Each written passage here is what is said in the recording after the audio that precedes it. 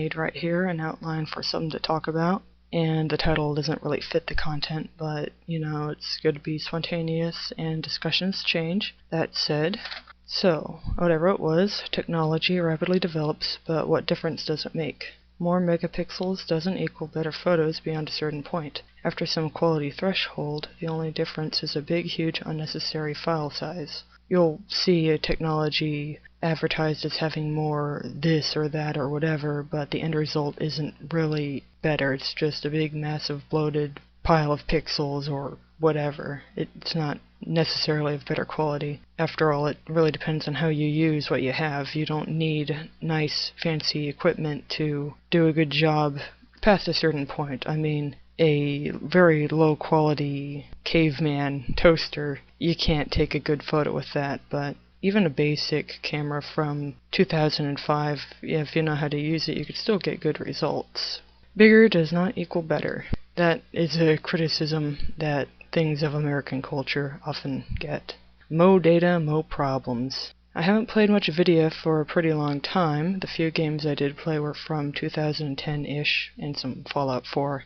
I kinda knocked that off because I was getting a little too obsessive with the crafting elements of the game, and I guess I have some deep-seated addiction tendency towards that sort of a thing, so I had to back off from it. It was taking over my life. Enough people complain about how the video game industry has been changing for the worse for 10 plus years by now, so why bother engaging in any way? All you have to do is just search EA games or loot box or microtransaction, and that will tell you everything you need to know. And in my opinion, Nintendo's so-called innovations past the Wii, which I've never even owned a GameCube. My latest Nintendo console was a DS I got for my birthday 100 million years ago, and it looks like all they're really trying to do is make their games unable to be pirated. But they really had some good hits, before, up to GameCube, but again, I never owned a GameCube.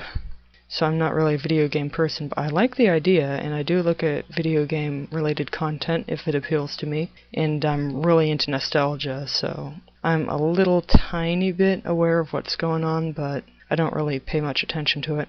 Innovation today seems to be all about collecting people's data and thwarting digital piracy. I don't know about any genuinely new video game mechanics. All the genres seem to have been established 25 years ago. But then again, I live under a rock. So that's my little disclaimer, I live under a rock. And I'm a grouchy cave person. My hobbies include bashing rocks together and growling about kids these days and blah blah blah. Social media is now only a platform for data mining, spying and advertising for companies and MLM hunbots. Yep. Again, I live under a rock and have never been on Facebook, MySpace, or the like. Gush about my love for pens and notebooks because they never spy on you or crash, other than physical defects or whatever. If your pen crashes, usually you can just take it apart, clean it out, fix it up, and put it back together. So, that's not really a big problem. Some stationery companies put imagination or wonder in their marketing. Clever. Yep, like one of my old notebooks says, use your imagination, and it's just a irregular spiral-bound lined notebook, but I always loved them because they're kind of a canvas with blue lines for your doodling, wandering imagination during a very boring class. I kind of liked the junk filler classes that, during school, that I could just ignore whatever was being shown on a TV and just do whatever I wanted with my little notebook. Lots of marketing for software pushes internet popularity and Reddit karma. I recently saw an ad for Adobe Photoshop going, imagine the karma, and stuff like that. Lots of users on major websites are actually employed to pretend to be natural users, but they seem to have to sign NDAs, have vapid robotic behavior. I'm gonna occasionally talk about fake users. They have really become probably maybe 80% of all users on major websites. It's really gotten out of control. I think I could talk about that separately. I do remember a time when fake users weren't the overwhelming huge majority. It's extremely obvious now. You just gotta look at all the vapid, basically bot comments. But that's another topic.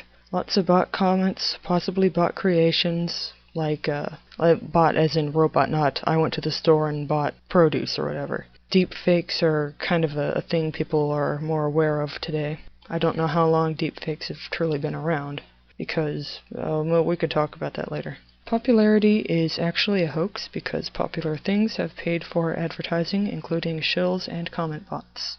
By the way, any website could have admin put fake dates on things. Something could be put up in 2019, but the admin could give it a year like 2017 and put tons of fake views and upvotes on it. They have those tools. Just something to be aware of, and that ties in with the memory holing and Mandela effect stuff. There's some weird stuff going on with dates and fake timelines of events and kind of real-life retconning, if you will. You'll see YouTube stars suddenly appear out of nowhere with millions of views and thousands of vapid junk bot comments, but nobody ever actually discussed this rising star besides other YouTube stars. Entertainment industry has a lot of history of predetermining who gets to be a star and planting them at talent shows, and then a talent scout chooses them when it was all rigged from the start. So that's been going on for a long time, like since before the 60s, according to things people say, and it's important to sniff around for the different things people will say about stuff, anything. Lotteries and contests are rigged. Mickey Mouse Club. That ties in with the whole industry plants. Mickey Mouse Club famously has really early child stars that later on became standalone, really famous celebrities. Sports are rigged, and it's a big dramatic thing that I have zero interest in. I am completely not interested in sports in any way, shape, or form. I don't really understand why they're popular, but that's not my business. Popular people are all within a few ranges of personal appearances, and look at their teeth. Thing about how in Los Angeles, California, when everyone in a room smiles, you can see their teeth are all identical. That's actually something a person said that I remembered, and I just paraphrased in my notes. And the person also said that a lot of individual distinction is in your teeth. And this person also said that in Los Angeles, just casual, everyday people in that area would be carrying around portfolios of professional headshots. They all went to plastic surgeons, and they all ended up getting identical teeth and identical noses and similar procedures and a lot of makeup, and basically just altering their appearances to the point where they all look like Barbie doll Oblivion characters, if you will. That's my phrasing. The person didn't put it like that. Nose jobs. Same noses everywhere. Yep, you will see that in real life. Women get tons of body shaming and brutal criticism. Men generally aren't bashed on so much for looking sloppy. Reason is that in real life there are two kinds of women, but men largely only come in one type.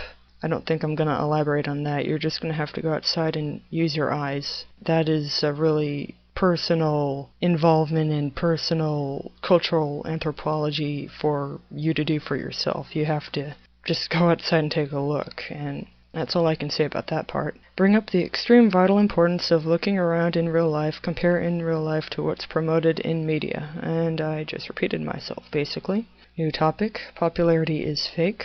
I'm going to plan that one out too. Ingredients versus advertising, I'll talk about that later. And it says long enough, and this is long enough.